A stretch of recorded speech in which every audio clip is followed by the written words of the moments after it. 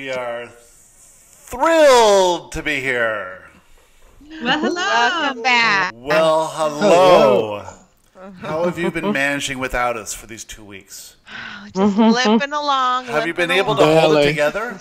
Excellent, excellent. Well, we've been watching. We know what's going on. We see the vibration. We have an idea of how you're doing. We see you from a higher perspective. Do you know that the only difference between how we see you and how you see you and how we see the magnificence that is you and how you perceive the limitations that are you is just that we can see you from a higher perspective. We can see everything that's going on. We know how the universe works. We know how physical reality works. We know what you want. We know what you intended prior to your birth. We know how all the forces are aligning. We know how you are going with the flow or resisting. And so from your perspective, it's much different than from our perspective. From your personal reality, living your personal lives, you see challenges, frustrations, blockages, problems, things going wrong. From our perspective, we don't see any of that. We only see how perfect everything is. You perceive fear and danger. We cannot perceive fear and danger. When you transition to the non-physical, we shouldn't say transcend. Transition. It's not a higher place. It's just a different place. It's just one is physical and one's not physical. So when you transition from one dimension to the next dimension, from physical to non-physical, you'll look back in your life and you'll see, oh, yes, it all makes sense now. Oh, yes, I appreciate this and this and that and that. Oh, yes, I could have lived a more limitless experience of life, but it's no big deal because that life happened in a blip. And it's just one experience and one series of experiences. And now, through this experience of life, no matter how you've lived it, you will expand. And from your expanded place in the non-physical, you will birth new desires to come forth and experience new things. Now, having said that, can you really make a mistake in life? It's impossible because all you're doing is you're experiencing things, right? Now, having said that, could you enjoy life more than you do now? And we say yes. And how do you do that? You do it by seeing yourself from a higher perspective, by seeing yourself or imagining yourself in the way you think we see you. So, let's imagine that you have a hamster, and you put this hamster in a cage, and you give him a little wheel to spin on and a little track to move around in, and from your perspective outside the cage, well, you know that there's a mall down the street, and there's a city called Paris, and there's a place called Disney World, and there's schools and jobs and businesses and other people. But from the hamster's perspective, this is the whole universe. This is the whole world. They can't see out there. Now, think of your life sort of like being in this cage, in this hamster wheel, in this track. It's a finite experience. But if you pull back from that, and if you see how the universe really works and what's really going on here, and how this life that seems so long and so many challenges and so much going on is really just like a dream, like a really quick thing. Pull back and see that this one life is part of a series of experiences, a series of lives, just for the adventure of it, just for the expansion of it, that it's not really that important, that there's nothing serious happening here, that you don't have to be anything you don't want to be, that you can be anything you want to be. So if you can pull back just a little bit and see yourself the way we see you, well, then you become less limited, right? Because if you see yourself from a higher perspective, and you know what's really happening, and you know who you really are, then anything is possible. So, see yourself as we see you. We see you as magnificent and limitless beings of pure positive love and acceptance. There are no problems. There is nothing wrong happening. The difference between who you are being and who you really are is simply your perspective of yourself. So, are you going to get better? No. Can you get better? No. Can you improve? Impossible. Can you be more perfect than you are right now? No. Could you be more perfect than you were when you were a baby? No. You can read now. Does that make you more perfect? No. That's just another expanded version of you, right? You know more about the rules of the universe, the laws of the universe. Are you any more perfect? No. You just know more. You're just expanded. From this expanded place that you are, you can look at your life and all of a sudden the fears get less important. The fears get less serious. The illusion of danger becomes less of a reality and more of an idea, more of a feeling. You can feel that you're tensing up, that something you think is wrong, but you can process that. And from seeing yourself as this perfect, magnificent being that we see you, well, then everything gets a little bit easier. So here we are telling you that there's nothing you have to do. You can't get any better. This exchange that we're having now isn't going to make you better than you are now. You can't get better. All you're going to do is see yourself from the higher perspective. From that higher perspective, anything's possible. So with that, go forth and have fun. Yeah. Okay. Okay. Is there anything else? Is there anything else that you could ever want other than that? No. Now, who here sees themselves as perfect? I do. I do. Okay. All of you. Excellent. Very good. Who does not see themselves as perfect right now? Is there anyone? Well, if you saw yourself as perfect, if you really saw yourself as perfect, then you would be living this less limited experience of life, right? You would be living, there would be nothing holding you back. Because to see yourself as perfect is to realize that you are capable of literally anything, of walking on water, of breaking bread and feeding millions, of that sort of thing, right? This expansive perfection that is you. So what's really happening is all of you, everyone on earth, is seeing themselves as a limited version of who they are. And by doing that, you invite fear. Now, it's not really possible to know yourself as perfect, yet, or to be who you really are, the full extent of that forever and every moment. But to see that you can go towards that, you can move towards that, and you can embrace that idea, well, that just gives you a lot more freedom, and hopefully you will be able to process fear a little bit more easily and have more fun along the way. Okay. So, having said that, who would like to talk about something to do with how they see themselves? I would. I have been in my head way too much lately. Well, where else would you be? I need to be in my heart. I need to come from this love, this love place that feels so you good. are saying that the love resides in the heart but not the head. Oh, for me it does, because the head is like judging and fearing and, all of these different. So if you look at your grandchild, yeah, and you have a thought about the grandchild, what is that thought? Love. And that thought is in your head, right? Okay. So all you're saying now is that you prefer to be more love-based in your thoughts. So you have love-based thoughts that exist in your head and fear-based thoughts that exist in your head. And all you want to do is to be or attract more love-based thoughts. Mm. And if you could see yourself the way we see you, the way you see your grandchild, if you could see yourself the way you see your grandchild, then you would simply see the magnificence that you see in your grandchild, in you. You perceive your grandchild as perfect, do you not? Yes. But you don't see yourself as perfect. No. And why not? We see you exactly the way we see your grandchild. You are perfect as you are now. You were perfect when you were your grandchild's age. Your grandchild is perfect now. Your grandchild will be as perfect now, later.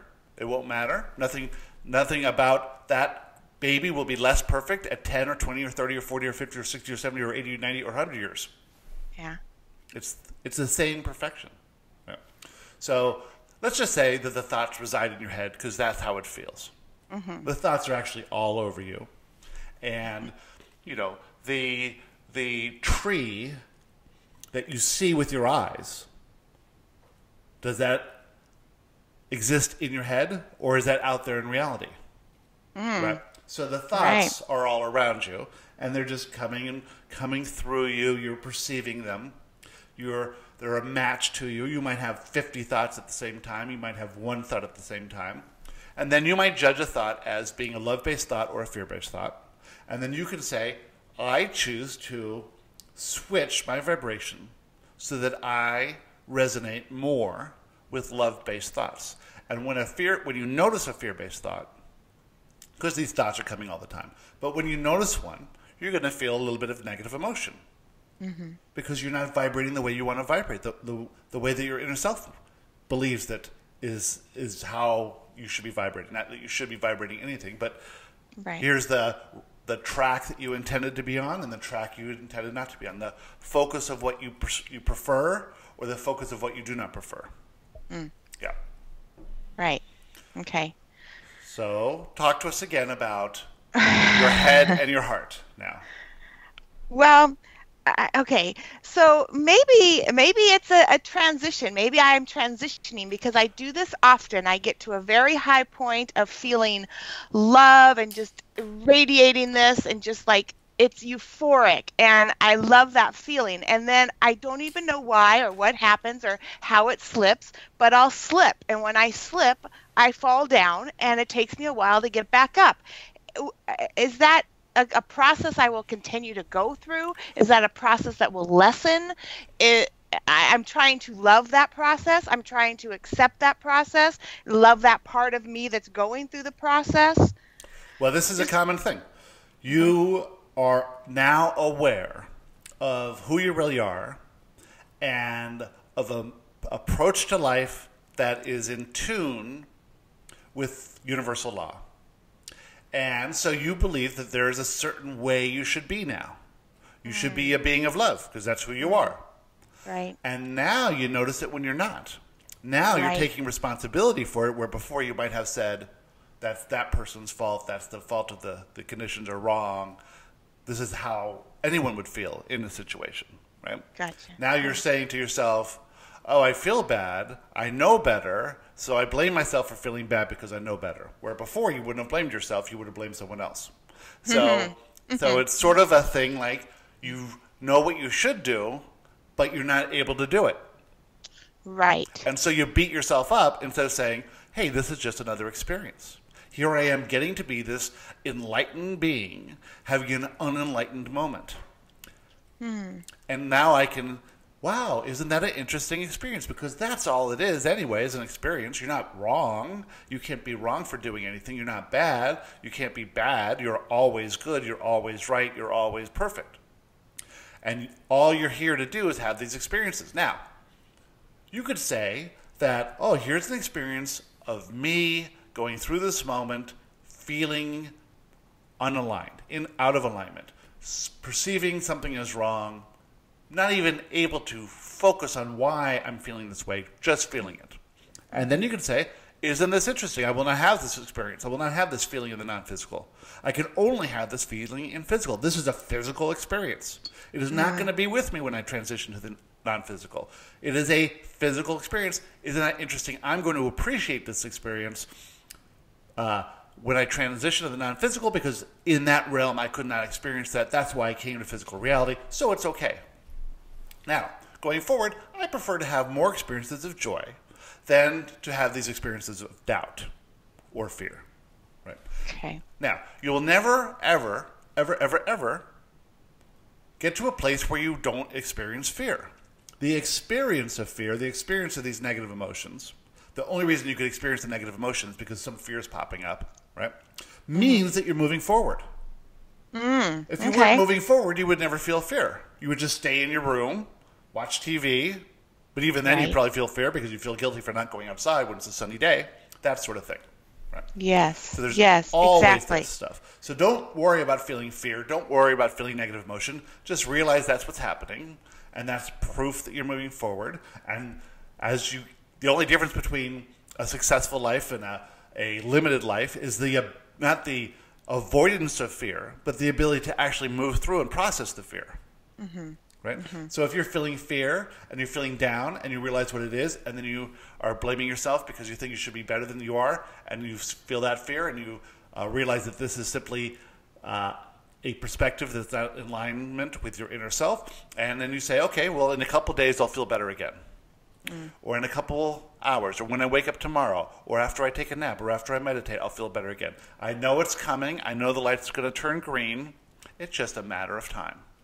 And it isn't better to do it faster. I only do it faster because I prefer to feel good. Got it. And so it's not resistance. I mean, I've had some headaches and I'm thinking, shit, am I going down this road again? So just appreciate it. Know that I'm moving forward because new things are coming up. Another layer of my onion's coming off. Right. And it's always resistance. Right. Yeah. See, you can't experience fear without being in a resistant state. Right. If you were in an allowing state, you would just see that all these things are good. All these things that you're perceiving as now as bad, you would see them as good in an allowing state, because you would say that no matter what comes to me is for me. Therefore, there's no possibility of being upset because there's no possibility of feeling fear. So that means that in this little area, you're somewhat resistant. And the fear is pointing that part out. And if you can identify why it is, well, then maybe you can look at it. Or you can just say to yourself, it'll pass, it'll pass, it'll pass. Whatever's easier for you to do. No big assignment here. The key is that if you see yourself as this evolved being who's evolving and evolving, expanding, expanding, expanding, and who knows more now than you did before, and who is seeing life from a higher perspective, and who is overall enjoying life so much more than before, then you can take a little pride in that you've actually done something for yourself. Actually done something to move yourself ahead. Actually have done the work. Actually are consciously creating the life you prefer. And the evidence of that is how you feel more of the time compared to how you felt before. And it's just a short blip of time that you've even been doing this. Yeah. So imagine what it's going to be like 50 years from now. All right. I'm going to be dancing on that Joshua cruise. Excellent. Very good. All right. Anything else? Okay. Who else would like to jump in? Just jump in. When you were talking, this is Julie. Hi, Julie. Hi. When you were talking about the resistance, it came to me, is everything that we perceive to be like, okay, I get a lot of canker sores in my mouth. And when I get them, is that resistance, or does shit just happen sometimes? Does it always have anything that we don't like that comes in our life? Does that always have to be the definition of resistance? Because I can't find out what I'm resisting sometimes when those things come up. I'm like, I don't feel like I'm resisting anything, and I really try to dive deep and figure it out. But I mean, I had like one time like 4 canker sores in my mouth, and then it healed, and then another one came, and I don't know, that could happen, or anything else, illness or anything like that. Does it always have to be related to resistance? The first sign of resistance is a fear-based thought that brings up negative emotion. You ignore those thoughts enough and enough and enough, and then your inner self has said that I've used these thoughts, that these thoughts and this negative emotion that I've sent Julie, that's not seeming to work. She's not paying attention. She is allowing these thoughts to be in her head. She's allowing herself to be worried or distressed or anxious or resentful or whatever it is, or try to control the situations. Okay. You have a fear-based thought, you have a negative emotion that is associated with that thought, and you say, the other person's wrong, or this is a wrong thing, this should not have happened, this should not be this way, I defy it, I fight against it, I argue against it, right? It's not for me. Just the thought. Then that thought has to turn into something physical. So it could turn into you cut your finger with a knife. You bump your car into a tree. You have someone say something mean to you. You perceive something like that. Something physical happens, or you get a canker sore. A little thing. These are not big things. These are little things, right? Notice that the canker sore will go away. It's just there to show you that you're resisting something. Now, is it really important that you identify exactly what it is? Not necessarily so. It is important that you understand that everything, any unwanted physical condition, is a sign of resistance.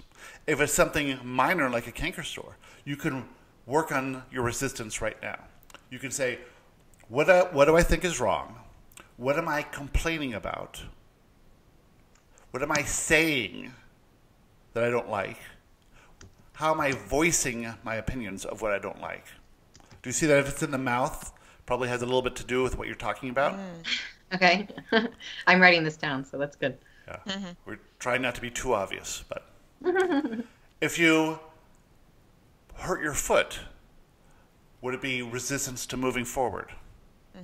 Gary used to hurt his foot every time some big event was going to happen. He broke his leg when he started his first business, or tore a ligament. He broke his foot before he got married the first time. He stepped on a nail before he got married the second time. All these things, resistance and moving forward into these big, what he perceived as big things. So physical, all unwanted physical conditions can be defined by where they are in the body, if you want to, and can also be understood by how serious they are. If it's not serious, like a canker sore, if you know it's going to go away eventually anyway, then you could say, okay, it's a mild resistance I have here. How am I resisting? Well, what do I think is wrong?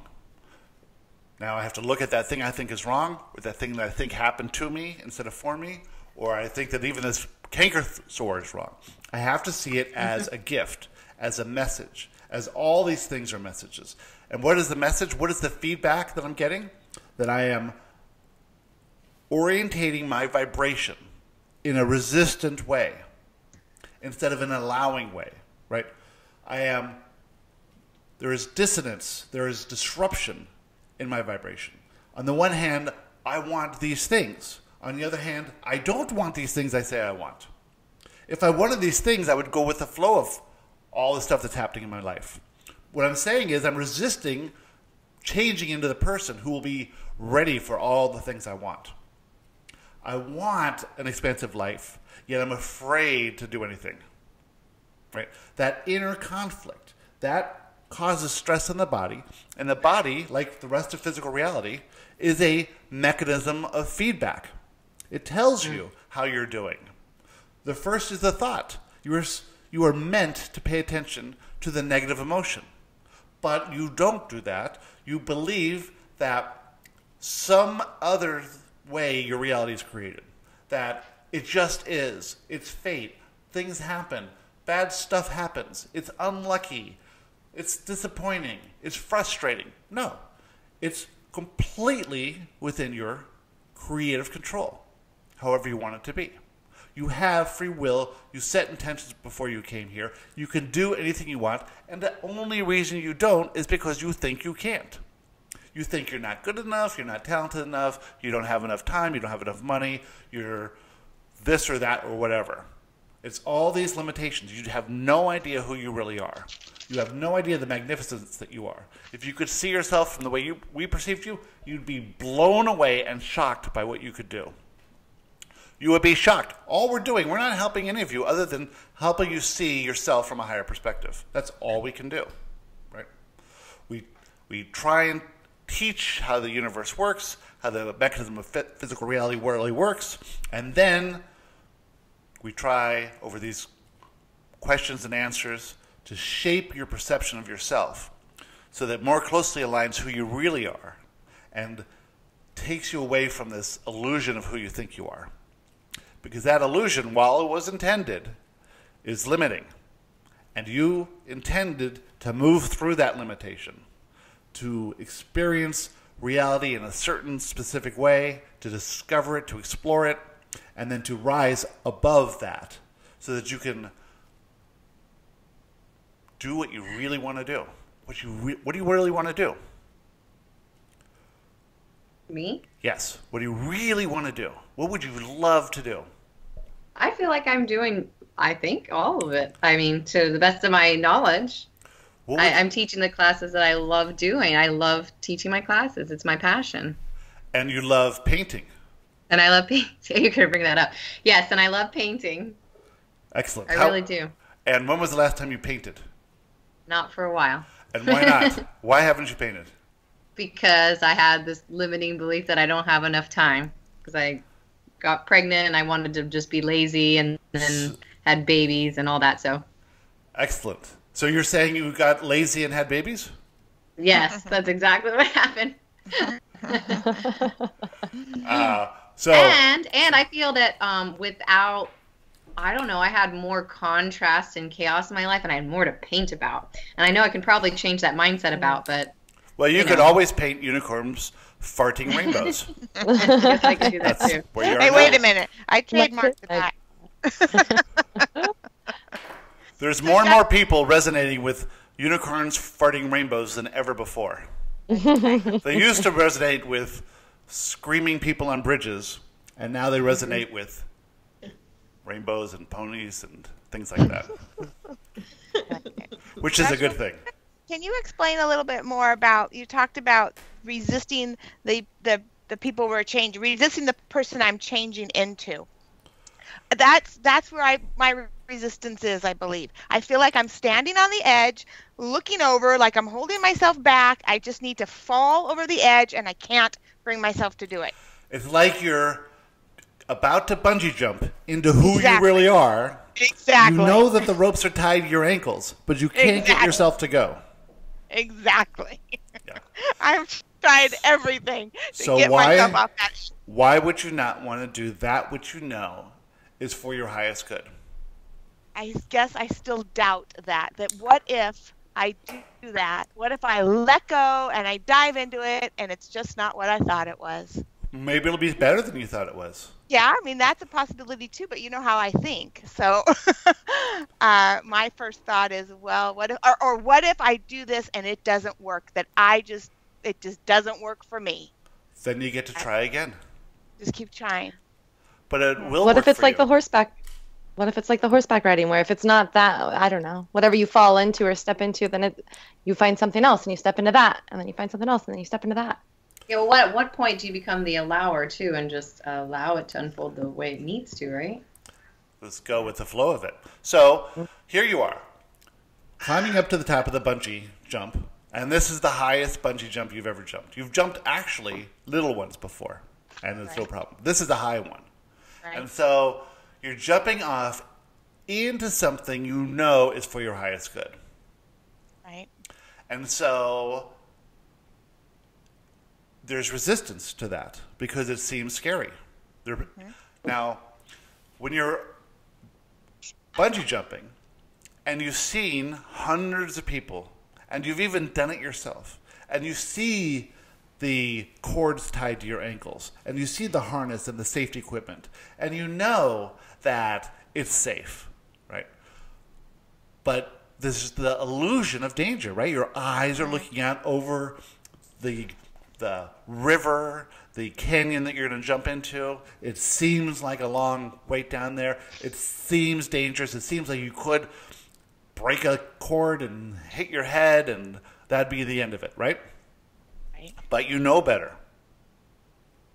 Yes, I do, because I've felt it. I have taken that jump, and it's like I said, it's euphoric. But then I find myself right back on that ledge, and oh no, can't go back over that ledge. So is it just different layers, So all it is a process of climbing back up there again, going to higher and higher and higher and higher, and just being brave, realizing that the danger is perceived, it's not real, it's an illusion. Okay, this is the most important thing we have to say, is that any danger that you perceive is an illusion. If it's not going to kill you, if you have evidence that it's safe, that just because you are going to take this leap into this unknown, that's what you're here for anyway. And even if it could kill you, right? Then that's what was supposed to happen. Exactly. Yep. So the idea of being authentic is nothing more than getting good at moving through fear. Not letting fear limit you. Just moving forward to do what you want to do. So how would you take this leap? What is this leap all about anyway? What are you holding back? See, I don't know. I know I don't know, but damn it, I'm holding it back with all my might. What makes you think that? Because that's how I feel, and that's why I get. So you think you should be more expansive than you are? Okay. I should be more like just allowing. I should be more loose. I'm too tight. More fun. Just like more happy. Go out there, more mix it up. More loving. Mix it up more joyful. Loving. Exactly. You are all those things. You are the most loving, joyful, happy, fun person we know. Right. Could someone let my head know that? We see it. Everyone here sees it. You are a brave being of love. A brave being of love. I like that. And you're moving through these fears. And so, from time to time, you occasionally bump up across something that causes you to lose a little bit of alignment. Big deal. All right.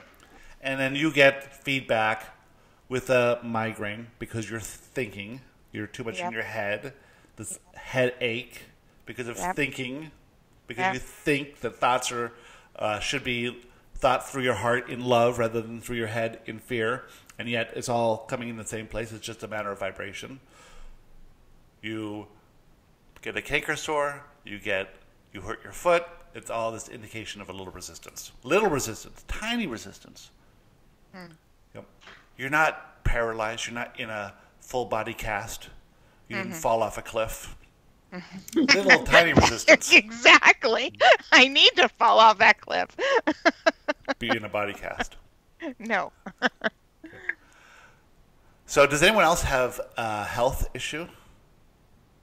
An unwanted physical condition? Or has anyone had an accident? Or has anyone hurt themselves? Or hurt their... Not an accident, but, little health stuff here and there. And I mean, part of me goes along with our cultural beliefs that it's age. Things are starting to happen. Do you really age? No. Is there any such thing as age? My face is telling me it is. Your face is different, but has it aged? Are the cells on your face that old? What's the oldest cell on your face? 4 years? 5 years? Does any cell of your body live longer than 5 years?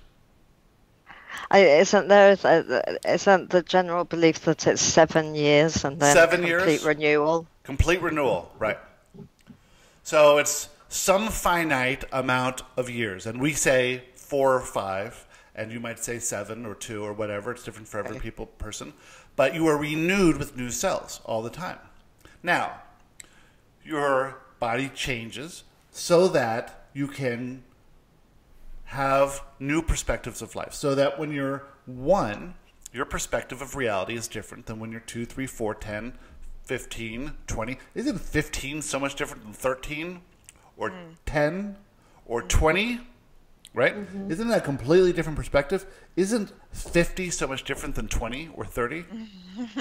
Isn't it great that that one day the perspective is not so much different, but 1 year is a little different, and 1 decade is a lot different? Isn't it great that you get to see reality from these expanded places? And so you don't age. You just expand your perspective. So there's nothing wrong with aging. There's nothing actually aging. It's just a new perspective from a different place. Now, at this place where you believe that you're aging, do you believe that you're stronger or weaker or better or worse? Probably stronger. How do you feel now, physically, compared to how you felt when you were 20?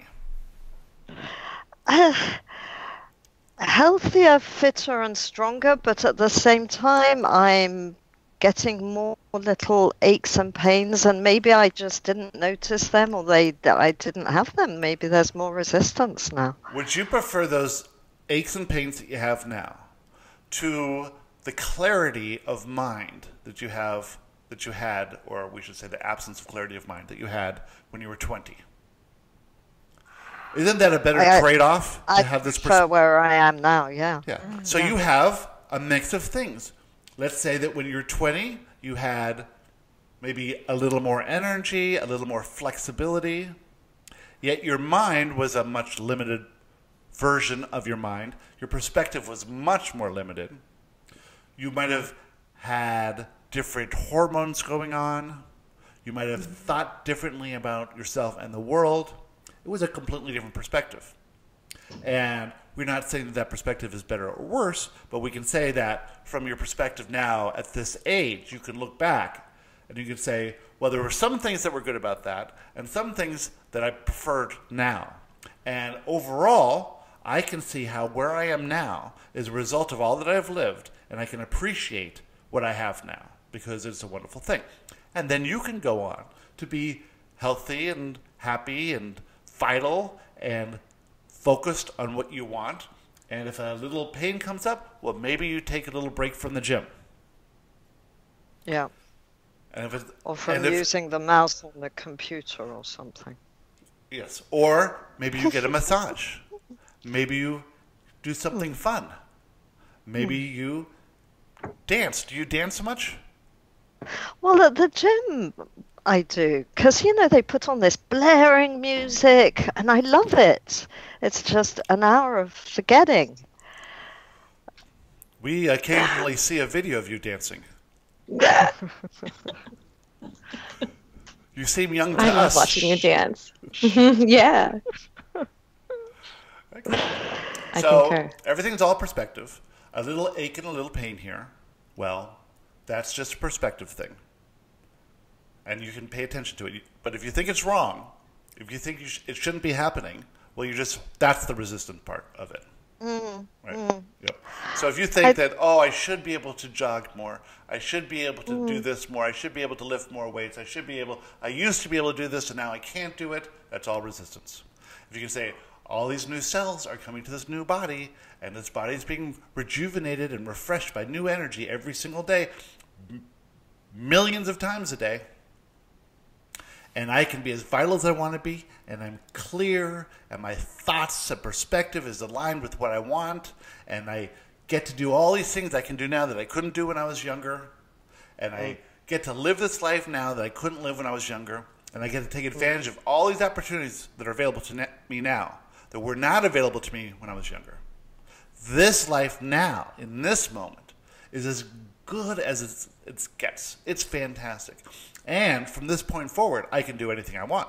There is nothing holding me back.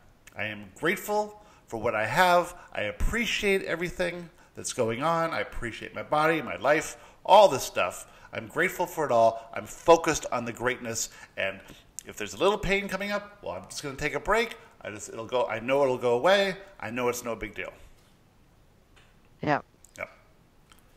And if you can do that, that's all about focusing on what's good instead of focusing on what is perceived as wrong. Yeah. Because nothing is wrong. There is no wrong. It's all good. Yeah. And that's an allowing approach to life. A non-resistant approach to life.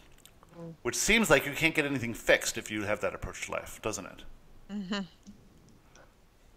But you'll be inspired to do the things that will lead you towards what is wanted, right? So if you were to say, I should just ignore the fact that I have this toothache. I don't need to see a dentist. I know it'll go away. Well, if you say, this toothache came to me for a reason, I see that there might be a little resistance there. I understand that this is an indication of some inner conflict that I have. I wonder what I was thinking that was wrong. And I'm going to regroup, start thinking about what I appreciate, and then know that an idea will come to me, and that will lead to the removal of this pain. And it'll lead to the realignment of who I am and towards what I truly want, which is a healthy, pain-free mouth, right? I don't say that toothache is a bad thing, that it's a horrible thing, that it should not have happened, that it's wrong to happen, that I shouldn't have been eating sugar or whatever caused it. I say, no, it is a sign It is an indication of some resistance. I'm going to think about what that was. I'm going to get to an allowing state, and I know at that point I'll be inspired to do nothing if that's what will work, and the pain will go away on its own, to see a dentist, to do whatever it is that needs to be done. Your body knows what you need, and it will inspire you to do what is best for it. But if you think that that ache and pain is wrong, when the body is possibly letting you know that there's some resistance, or that you're paying attention to yourself in a way that is not beneficial. For instance, you had some bodily conditions that were happening when you were running too much at some point. Is that right? Kate? Sorry, yes, I put myself on mute and then I started talking. Yeah, I had that, and that has repaired itself for the most part, but I can't run anymore, but that's okay. But now what's happening is I have the ankle on the same leg, which just keeps swelling, and I can't figure out why. It's just really swollen most of the time after a day sitting in the office, and it looks ugly. So after a day sitting in the office, it swells up. Yep. So what is that telling you? It tells me I should be standing up. I don't know. Or lying down, or I walking can't figure around. it out. Exactly. Yeah. So you are here sitting in your office thinking, oh, I should be doing something else. I'm sitting all day. Why am I here? Blah, blah, blah, blah, blah, blah, blah, blah, blah. And so your ankle is an indication of this resistance to where you are, to what you're doing. Yep. So what can you do now? Does it hurt to walk on? Does it hurt to dance on? Does it hurt? No, it's just tight and ugly. Right. It doesn't hurt. It's just tight and ugly. Yeah. So be a little bit less resistant towards your office, towards sitting. Walk around more while you're at the office. Dance around more while you're at the office. Enjoy your time at the office. Feel good for being there. Feel good that you get to sit. Feel good that you get to be in a building with a roof over your head and away from the elements and focused on interesting stuff with interesting people, getting paid tons of money to do easy stuff compared to a roofer, for instance, or a plumber or someone who works in the sewer. You don't have to do any of that stuff. Yeah. Yep. Yeah. Well, that's true, and probably the carpal tunnel is related to. I wish I didn't have to move this mouse around all day long.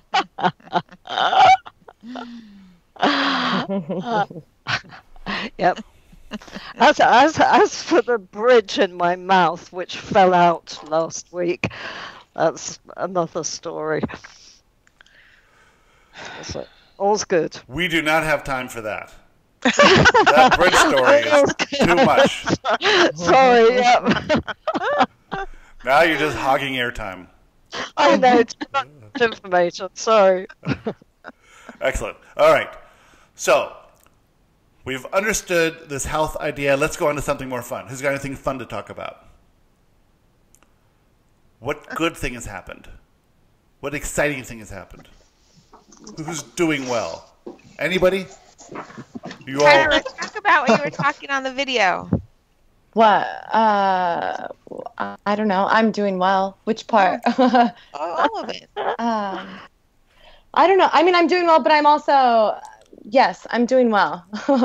I feel like I'm experiencing fear, but like you were talking about, it doesn't, I know the new approach. And so I recognize it and see it and sort of I don't even start to go down that path really, except in situations with my kids still. But so things feel really good overall. I did just have this manifestation event yesterday where we'd had a play date. This boy came over who there's a bit of a history with, just in terms of the dynamic between him and my son and how I perceive it and how my kid's dad perceives it and how the other kid's parents perceive it. And so it's just this interesting mix. And these parents who I could see myself being friends with of this other child, I have hung out with the mom a couple times and had mentioned this work that I'm doing, and had briefly mentioned back when I was starting up the sex podcast. And so we haven't really, we speak really generally since then. She just asked me how things are going, and I say very well. And so yesterday she dropped off her son, and then after that her husband came to pick him up, and he was making conversation and asked how work was going. And I said, oh, it's going very well. I didn't know what he knew. And so I said, I've transitioned and now I'm doing these podcasts and blah, blah, blah. And he said, oh, well, can we hear them? And I just froze. And I don't know. It doesn't even matter what he thought. But I was like, oh, yes. Yeah. And I guess I explained myself that it hadn't really crossed over into real life very much, this work that I'm doing. And so he was very gracious and just said, oh, well, if you ever decide you'd like to share, we'd love to hear.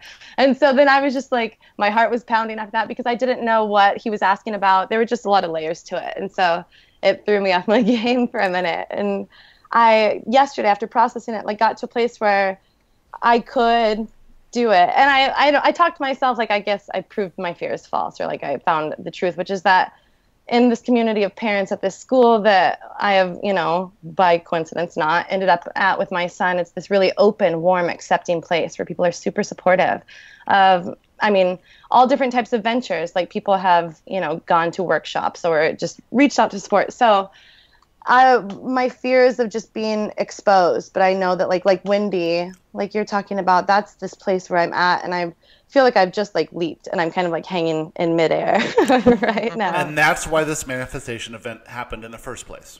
Okay. Right? It's just feedback showing you, here you are leaping in midair, and you're having this wobble in your vibration. Right. You are perceiving some sort of danger.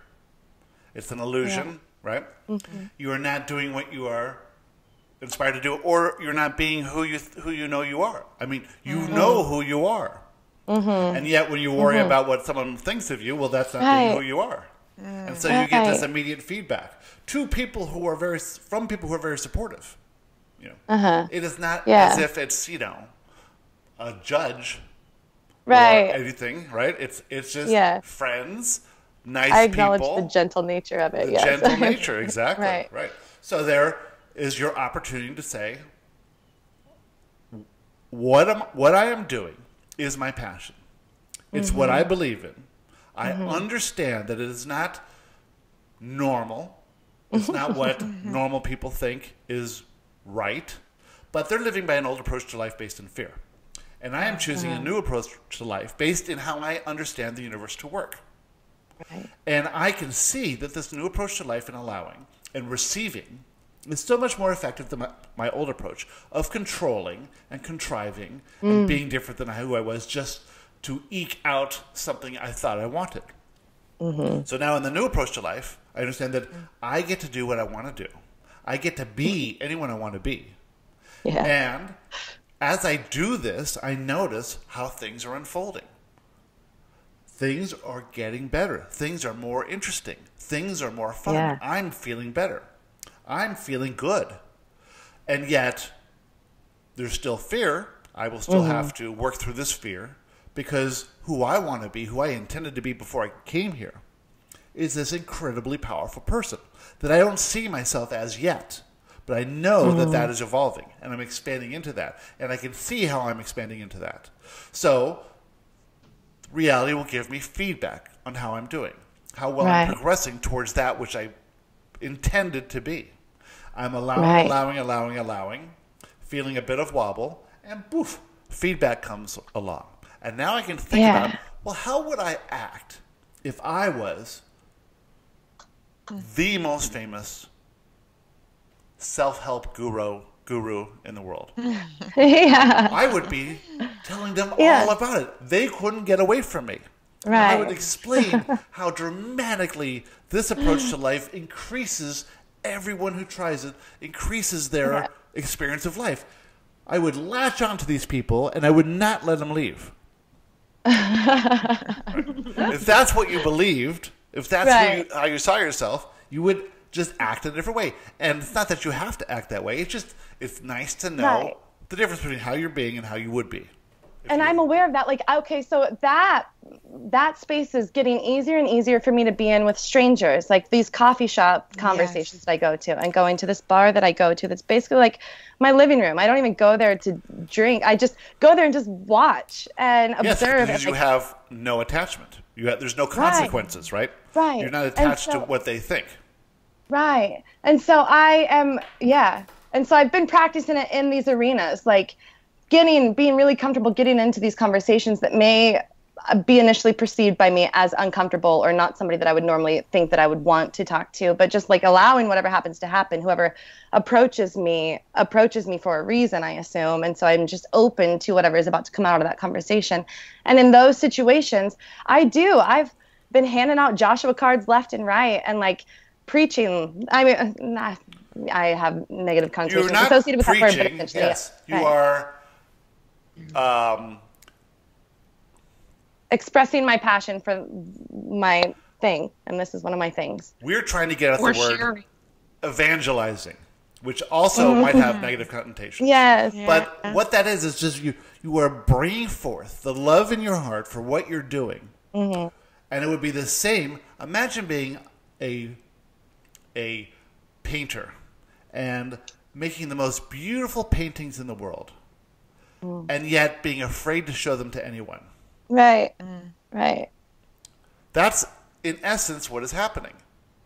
And now you'll show them to complete strangers who are coming by because you have no attachment to them or what their opinion of you, but you're not going to show them to your ex or to people who go to the same school as your children because you are attached to what they think about your paintings. Well, the interesting thing is, isn't it great that you have an ex? And isn't it great that you have children that you have to protect or be protective of this relationship, right? Because without that, you would be just thinking that you could go and do whatever you wanted to do. Now you have a dynamic there where it's safe to be who you are in front of people who don't matter, and it's difficult to be who you are in front of people who really matter. Yeah. And you get the perspective of this. It's an awesome thing that couldn't have happened otherwise.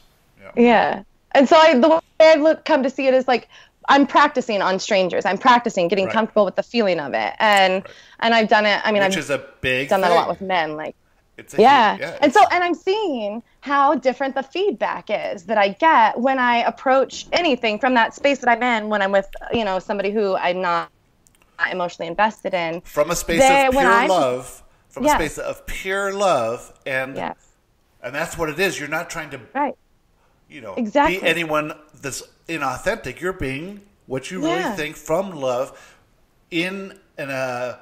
just being it. I mean, you're not even having this desire to change those people or to make them believe what you believe. Right. You're just when I'm in that place, expressing it. Yeah, when I'm in that place, I feel like I'm looking at everybody around me like you do. Like you look at me, you, like Source probably, like who, I don't know. It's that perspective. And it's when when the conditions are just right is when it's easy for me to like reside in that space. And so I'm not always, I don't know. I enjoy it. I appreciate it when I'm there and I'm seeing it happen more and more, and that feels good to me. And then the feedback you get in that space is always positive. Yeah, like overwhelmingly in a good way. Yeah. Yes. And if you were to get feedback, if you were to come across a skeptic, well, that would just illustrate that your beingness was not pure love. Right. But since it is pure love, right, in occasions when it is pure love, then your feedback is always overwhelmingly positive. Yeah. That happened last night where at this place, like, I was being love, and then, like, slipped into, like, fix-it mode, kind of, with this person that I was interacting with. And there was just this shift that was very, I don't know, noticeable. And I was completely okay with it, and I allowed it to happen, and I just observed it. But, yeah, it was interesting just to see how quickly, like, it happened. The second I started trying to, like, tell him what he should do instead of speaking about me and my experiences. Yeah. And isn't it fascinating that you can be aware of how this works in the moment? You can be so in tune with what's going on and who you really are and how the universe really works. And with all the stuff you've been doing, that you can now see the universe in action in the moment. And and you can feel the vibration. And when the vibration gets a little screwy, then you can be pretty sure something's going to come up, right? And then you can work it back in, ease it back in, or you can resist it. And if you resist it, then you can feel that. You can really, you'll see an argument start. You'll see someone get upset. You'll see fear come through. And if you can release the fear and go back to how it was, you can see how it all smooths out. That's how the universe works in every single aspect of every single day of every single person's life on the planet. There is never a time when it doesn't work that way. That's so cool. If there is anything happening, it's happening for you. It has to. There's no accidents, no coincidences, nothing random. It is all according to the vibrations that are going out. And what happens to someone else has no effect on you because it's their vibration. And if you are aware of it, that only from the aspect that you're aware of it does it have any relevance to you whatsoever.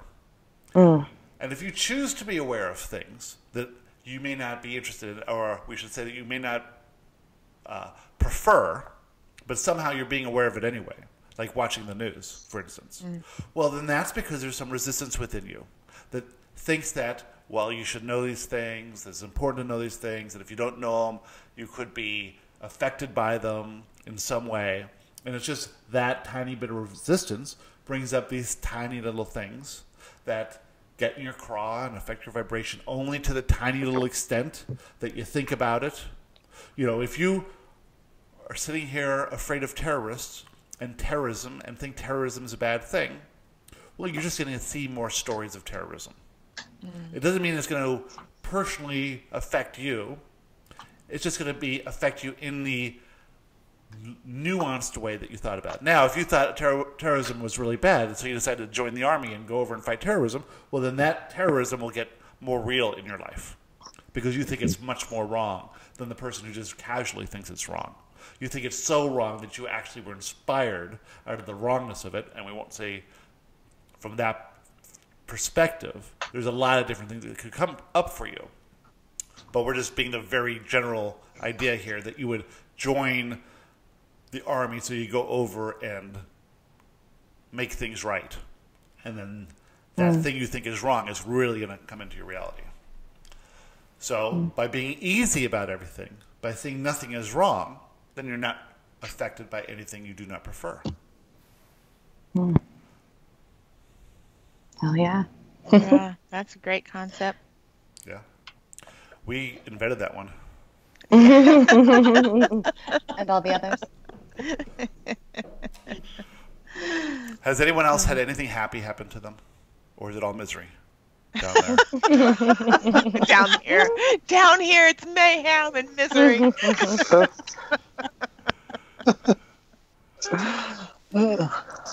Or no, is anything good happening in your life? Well, I was just thinking how I've been, I guess there's been loads of good things happening in my life, but I've been bothered about my vibration of abundance in the past couple of days. And I know that's a very old approach to life, to be bothered about this. So I've been trying to look into what it might tell me. Well, what makes you think you're bothered? Are you worried? Yeah, I'm not. I feel.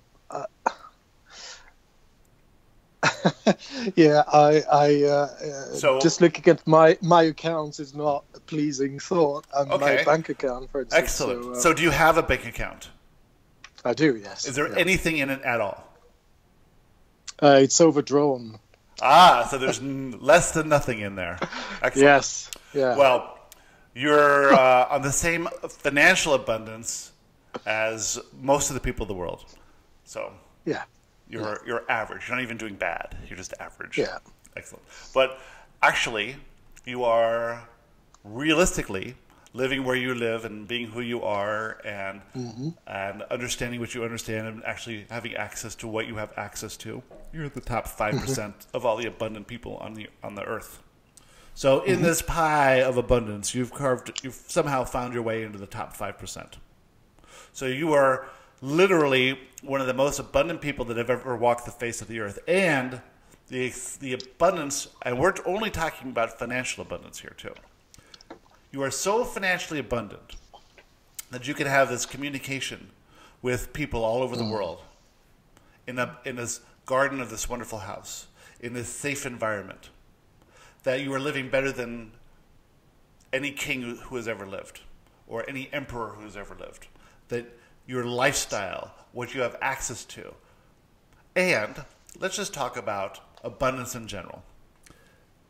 Are you going without? You have all the air you need. You have all the water you need. You have all the food you need. You have housing. You have access to everything you need. You are not going without. You are just perceiving that you should be somewhere else, right? Yeah. That there should be this statement of abundance, a ledger of abundance, that a store of value. And all that is your desire to feel secure in your abundance. How old are you? I'm 46 years old. Okay. So how, of those 46 years, how many of those years were you homeless?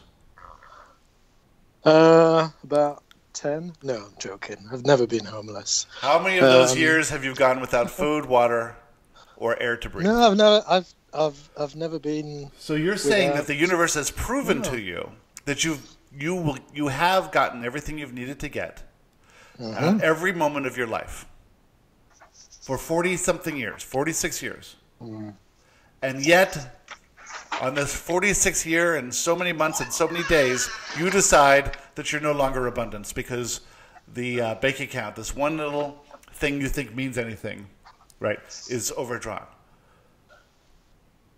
But the universe has proven to you that you get everything you need when you need it over and over and over and over again till the universe is blue in its universe face.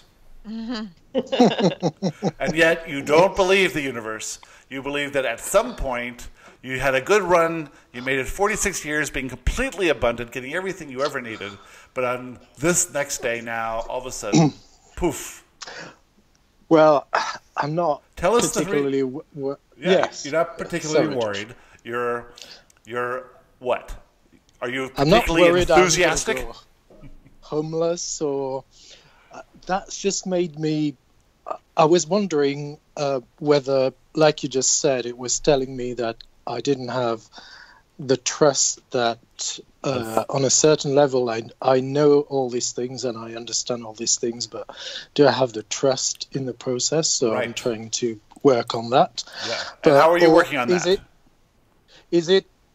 I'm working on that to look at to see of all the other aspects of abundance that I have, and there are many of them, but also to look to think of what it is that I truly want. And if I want thousands of pounds to roll into my bank account overnight, why do I want it? What do I want it for? And we will say that? Even more than this. This is a wonderful subject, and we intend to raise your vibration around the subject of abundance because it is your birthright. You came here knowing that you would live in abundance, and that's what I'm telling myself all the time. And the difference between the abundance that exists for you and your perception of abundance is the same thing as the difference between who you really are and your perception of you. So, what would have to happen for there to be £1 million in the bank account? I would have to feel like you would have to be the person who would have £1 million in the bank. Yeah. Now, what is your idea of someone who has £1 million in the bank? Well, living with a certain level of luxury. Well, who is this person? Is this person happy or sad? Are they working all the time? Do they not work at all? Who are they? Well, if I was a person with £1 million, I would be a happy person living in my Aren't you happy dream now? house with a. I am happy, You're happy now. but yeah. So why don't you have £1 million in the bank? If your Why idea not? of someone who is wealthy is ecstatically happy or happy, are you as happy as this person, or are you less happy, or do you really think that this person's happy? Do you see people walking? Gary and Lily used to tell this joke when they lived in Palm Beach and they were surrounded by millionaires, that they would see these people riding around in their Rolls Royces and their Ferraris with just ear-to-ear grins on their faces. And people would say, really? And they'd say, no, it never happens that way. They're never happy. There's not one happy rich person. Of course, that's not true, but that's the perception that they have, right? Yeah. It seems, though, as though these rich people are doing things they don't want to do or doing things that they do want to do. I don't think that my happiness depends on the amount of money that I have, and I feel happy now as I am, and I don't. I think. What about your level of security? Do you have to have £1 million in the bank to feel secure that the universe will provide you with everything you need? No, not £1 million. I'd like to have enough money in the bank to be able to do things more spontaneously. So deciding to go somewhere exotic just on the spur of a moment. Didn't you recently go somewhere? Buying a house. Nice. I did, yes. And maybe you shouldn't have done that, because then you would have money in the bank. That's true. So does it even matter, the money? You did what you wanted to do. And now you're proving to yourself that you shouldn't have done that. I don't regret it. Excellent. Very good. No, I We are making don't fun. have We are just buyer's remorse. We are making fun with you. Yes. I think I'm just trying to find that vibration of abundance that is eluding you. Yeah. Is it eluding you? Looking at, is the vibration of abundance eluding you? I know that if I look at it in that way, it is. If I look at it and say I haven't got that vibration of abundance, then I'm focusing on the wrong end of the stick. Exactly. So can you feel abundant when you notice that you have a bank account that's overdrawn? Is it possible? No. Okay. No. But could it be possible for someone to feel that way? I guess so, yeah. Well, it's a stretch there for you to believe that, isn't it?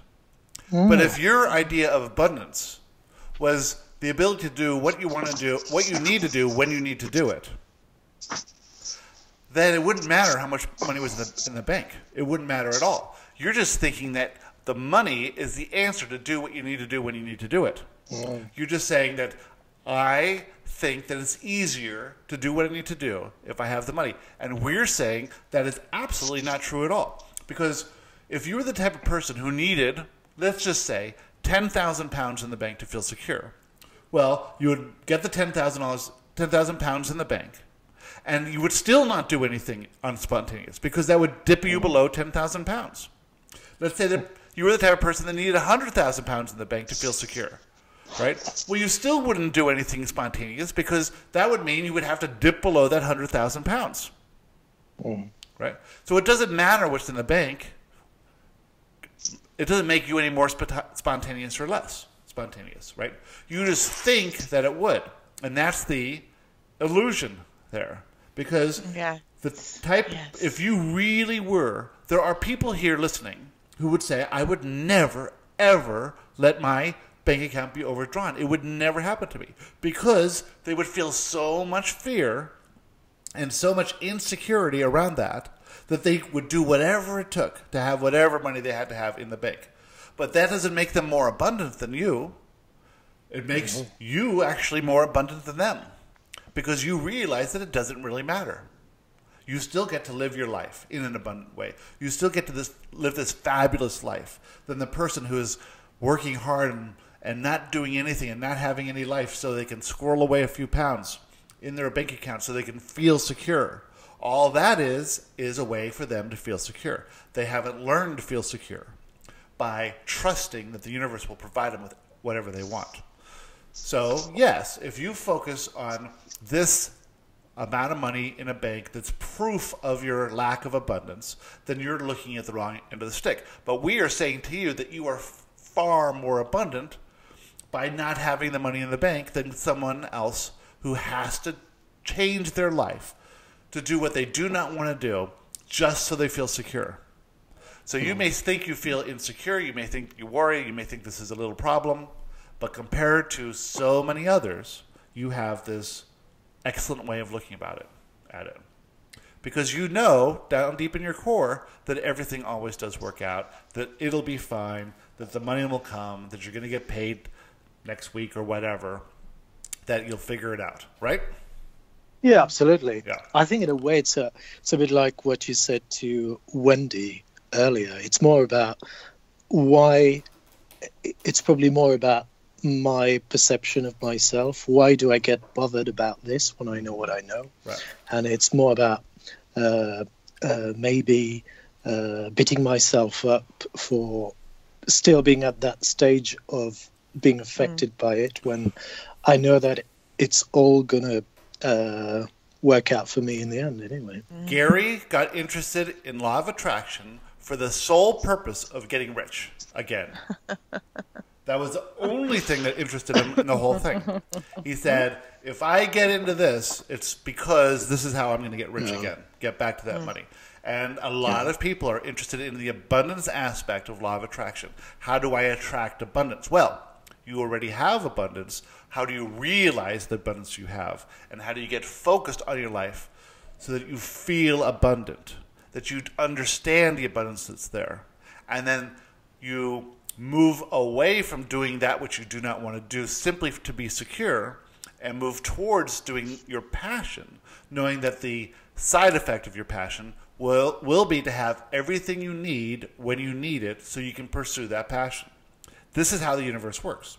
The universe says, we are going to bring to you everything you need when you need it to do what you're passionate about. And if you pretend that you need money in the bank to feel secure, then you will tend to do something for money rather than doing something for love. And you may or may not make the money, but you might not have a good time making the money. If you do what you love to do, knowing that the universe has to support you in that, has to give you everything you need out of that, then whatever you need will come. And if money is the tool of least resistance, money will flow. And if money isn't, then other things will flow. People will bring you places. People will see what a fun, lively person, and they'll say, we want Arnaud to come with us to Puerto Vallarta because Arnaud is vibrating this fun energy, and we just want to be with this person. And who cares if this person has money? We're going to bring this person with us. I'm going there, Arnaud. Come with me. What? Yeah. Yeah, for my birthday next week. What a coincidence. And how did that happen? Did you have the money for that? No. I mean, my friend who travels for work, she has a companion pass for flights, and she has Marriott points. So she asked me where I wanted to go, and I picked a spot, and now we're going. Woohoo! Yeah. Sounds awesome. The universe will bring you everything you need when you need it to do what you need to do. And that ain't about putting money in the bank, because that is just going to make it another layer that may not be necessary or needed. Who cares about that? That is not important. Yeah.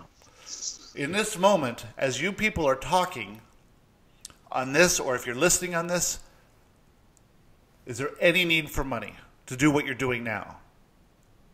No. Right now, no.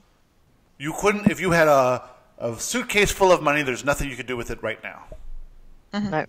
If you're focused on this conversation, there's nothing you can do with money. Money is useless. What you can do is flow ideas and thoughts and have this conversation and be aware of what's happening. You have everything you need. You have an internet connection. You have a computer. You have a microphone and a headpiece and the earphones. You have everything you need. There's nothing else you need. And the money's not going to help that. The internet connection helps it, right? You have that. Somehow you have that. A computer, somehow you have that. And you say, oh, well, we had money to do this. Well, that is just the flow of how everything works. Because the desire is to get the computer and to get the internet connection so I can have this conversation. And so you have everything you need.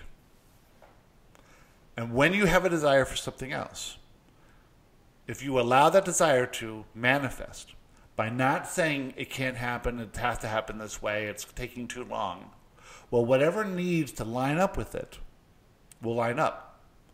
Now, we say, forget about what you think you want and just be easy, go with the flow, and allow what you intended to experience before your birth to unfold into your reality. Isn't that a weird thing to say?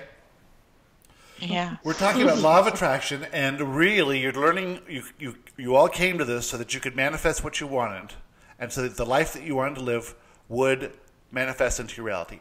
But what you really want is the life that you want to not be in the life that you have. You want to be in a different life.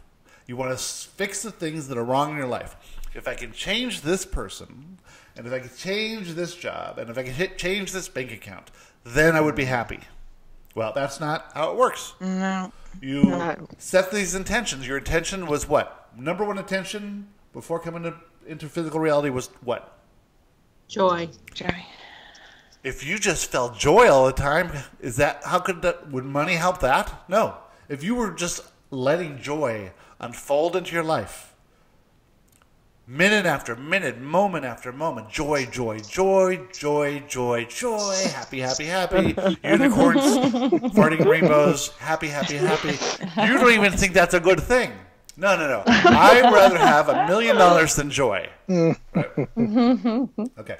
What's the second thing you wanted to experience? And that you knew. Love. How corny is this program? Turn this program. Joy and love. That's not realistic. I need to sit at my desk and move my mouse around for a while for 8 hours a day. That's what I came here for. You can type into my computer. That's what it's all about. You came here so that your eyes would well up with tears of joy, so that you would feel joy coursing through your body, that you would feel love for everyone and everything that exists in your reality. That's why you came here. And then to expand. Expand, you can't help but expand, so you can expand anyway. And to maybe dip your toe into a little bit of nuance of reality and see what it's like to think you're not worthy, or to feel fear, or to go through something, or to be born into a big family or a small family, or be disconnected or abandoned, all this stuff, right? That's a little side effect. That's a little tiny thing. The vast majority of what you intended to experience is love and joy and passion and fun and excitement and interest and exhilaration, all that stuff. And challenge. You knew it was going to be challenging. You wouldn't play this game if it wasn't challenging. It's challenging. That's part of it. So that's what you're doing. Enjoy it. Have fun. Bring out that fun stuff more. Bring out that joy more. Bring out that love more. Focus on that. Realize everything's going great. Realize what you have to appreciate. Realize how much abundance there is. How incredible this life is. Focus on what you want. Not worry about what you don't want. Focus on this moment, not what happened in the past or what you think might happen in the future. Everything is fine right now. Is anyone dying right now? I mean, is there anyone dying? Like dying, not like you're going to die of something, but everyone's still alive. We guarantee you that by the end of this conversation, you'll all still be living. And even if you weren't living, it'd still be good. Yeah. What are you afraid of? You're afraid of negative emotion. That's the only thing you're afraid of. Negative emotion. Big deal. Negative emotion. Get over it. Get on with it. Process it. It's just your lapse of alignment. Big deal. Okay. So having said all that, doesn't it feel weird to feel bad? Yes. You know, knowing what you know. Yeah. So silly to feel bad.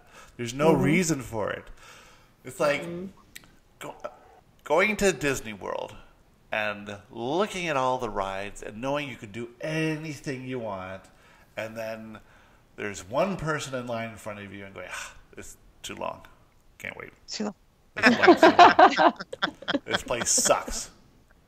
This line is so long. I'm like, no, this goes real quick. Nope, it's the line. I would like this place without the lines. I would like it if I was here by myself, then it'd be fun. I'd like it if I could change the conditions. If I could just have a pass to go to the front of the line every time. You know why I like that? Because it makes me feel good about myself. Because here I am. Look how good I am. I get to go to the front of the line while all you losers wait in line behind me. Right? That's what you're doing when you try and change the conditions. Right? Instead of just being there and being amazed at this place that's been created just for you. So be amazed at this place that was literally created just for you so that you could have these experiences, have these conversations, feel these things you can't feel in the non-physical, and just enjoy your socks off. And with that, we are complete. Thank you. Thank you. Thank you. Thank you. Woohoo!